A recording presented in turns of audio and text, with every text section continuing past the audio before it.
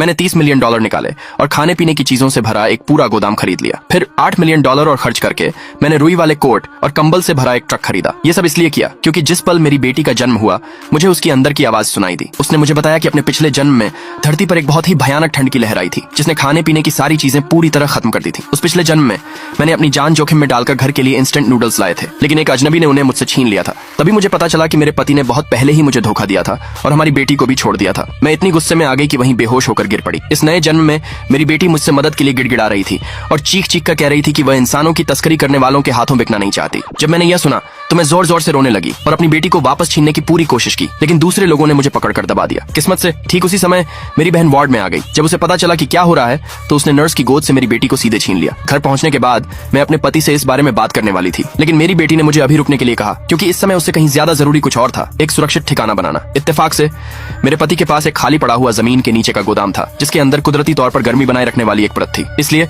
अगले दिन मैं अपनी बेटी को लेकर वहां पहुंची, लेकिन मैं अकेले इतने कम समय में जरूरत का सारा सामान इकट्ठा नहीं कर पाई। इसलिए मैंने अपनी तीनों बहनों से संपर्क किया और उन्हें यह खबर दी कि दुनिया का अंत, प्रलय आने वाला है। शुरू में उन्हें इस बात पर बिल्कुल भी यकीन नहीं हुआ, इसलिए मेरी बेटी ने अपने जादू का इस्तेमाल करके हमें अपनी एक दूसरी दुनिया, अल्टरनेट स्पेस में पहुंचा दिया। वह जगह लगभग धरती जितनी ही बड़ी थी। वहां न सिर्फ बहुत सारा सामान रखा जा सकता था बल्कि सब कुछ ताजा भी रहता था। उस पल से उन्हें मेरी बेटी पर पूरा यकीन हो गया। मेरी दूसरी बहन एक एरोस्पेस साइंटिस्ट थी। उसने कहा कि उसके पास जेल जैसा दिखने वाला कुछ खास अंतरिक्ष सामान स्पेस मटेरियल से है, लेकिन वह बहुत ज्यादा महंगा है। मेरी तीसरी बहन ने कहा कि वह पैसे जुटाने के लिए अपनी खरबों डॉलर की कंपनी बेच सकती है। मेरी चौथी बहन ने कहा कि हम आपातकालीन स्थितियों के लिए विदेश से हथियार खरीद सकते हैं। बस कुछ ही दिनों में हमने जिंदगी भर के लिए काफी सामान इकट्ठा कर लिया। ठीक उसी समय मेरे पति का फोन आया। दूसरे पार्ट के लिए कमेंट में यस लिखे।